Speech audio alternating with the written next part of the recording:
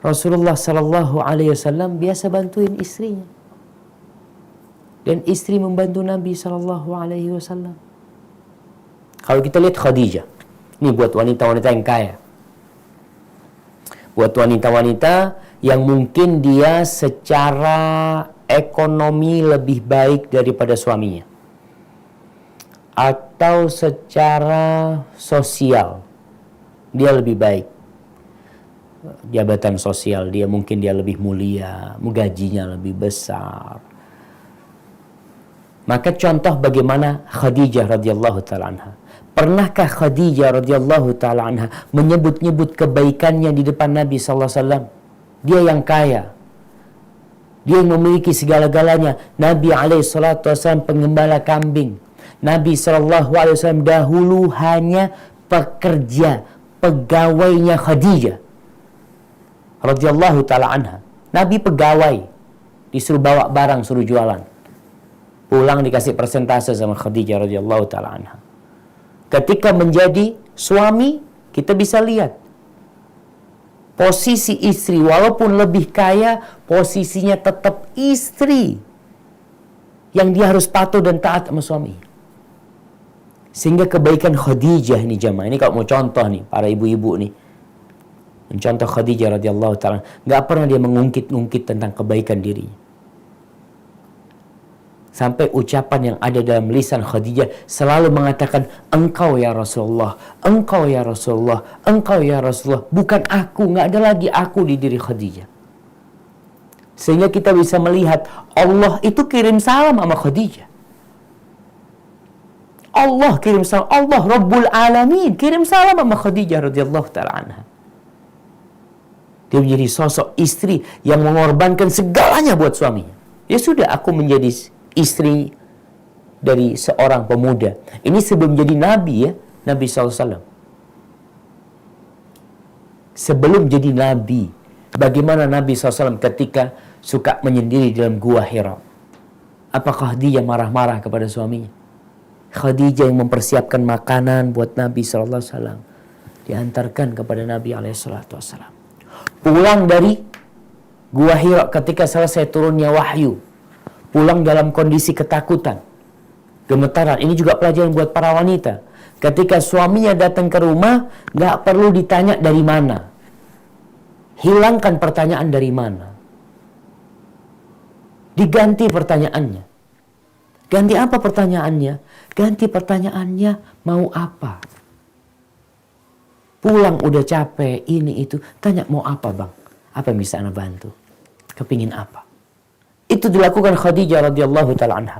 Ketika Nabi SAW datang dalam kondisi menggigil ketakutan, beliau mengatakan, Zammiluni, Zammiluni sallallahu alaihi wasallam. Itu Khadijah ambil selimut ya, ditenangkan Nabi sallallahu alaihi wasallam. Tidak ditanya sampai Nabi yang bercerita sallallahu alaihi wasallam. Bagaimana dengan wanita-wanita sekarang? Suaminya pulang kecapean. Apa kata istrinya? Salahmu sendiri. Suruh siapa capek-capek? Subhanallah. Seharusnya sang istri ini menjadikan lelahnya suami hilang. Dengan apa? Dengan semangat sang istri. Itu Khadijah. Sampai Allah kirim salam sama Khadijah radhiyallahu ta'ala anha. Nggak ada Allah kirim salam sama istri-istri Nabi yang lain. Dan Nabi alaihissalam itu istri. Bagaimana dengan seorang Muhammad sallallahu alaihi wasallam? Beliau selalu mengenang kebaikan istrinya. Apalagi Khadijah radhiyallahu ta'ala anha.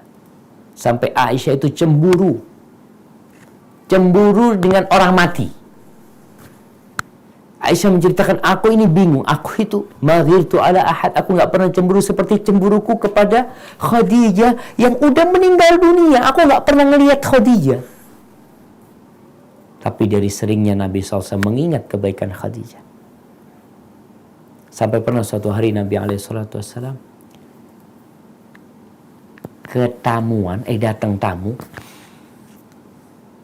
Tamu ini adiknya Khadijah, namanya Halah binti Khuwailid. Ketika datang, Assalamualaikum, kata dia. Siapa? Tanya Nabi. Halah, kata dia. Halah. Nabi itu ingat sama Khadijah ketika dengar suaranya halah. Itu Aisyah cemburu lagi. Sallallahu ala nabiyina wasallam. Maka ingat bagi para istri,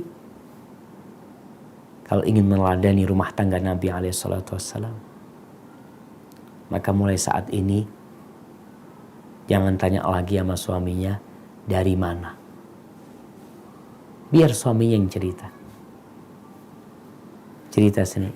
Nanti sekarang datang, buka pintunya, ahlan wa sahlan bang. Mau yang panas apa yang dingin. Kasih pilihan. Bajunya dibukain, ditaruhin. Suruh duduk, mau kemana. Apalah yang diinginkan suami. Siapkan apa yang diinginkan suami. Adapun Nabi SAW, Nabi kalau masuk rumah, kita lihat istrinya begitu melayani Nabi SAW, dan Nabi SAW juga tidak selalu minta dilayani.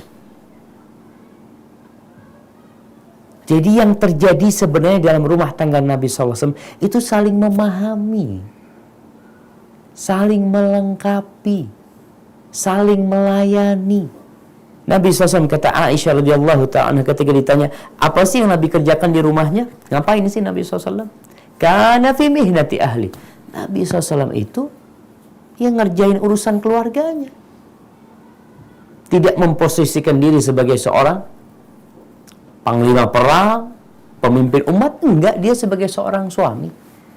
Sampai disebutkan sallallahu alaihi wasallam itu jahit bajunya sendiri. Beliau mau minum susu diperah sendiri. Enggak selalu perintah-perintah. Enggak. Istri pun menawarkan. Jadi kadang-kala ada istri-istri yang tahu suaminya tidak minta-minta, malah nggak dilayani. Ya biarlah maunya dia kayak gitu. Bukan maunya kayak gitu. Dia hendak mencontoh Nabi SAW. Tapi posisi istri yang menempatkan dirinya. Bang, engkau kalau di rumah raja, biar aku yang layani engkau. Beliau SAW menjahit bajunya sendiri. Jadi istri kalau melihat suaminya jahit, kira-kira apa? Oh Masya Allah, suami teladan, sambil istrinya pegang HP ya. Lihat suaminya jahit, seharusnya HP-nya ditaruh. Bang, biar aku yang jahitin bang. Tapi istri melihat bagaimana suaminya ini. Beliau ingin meringankan kerjaan istri-istrinya.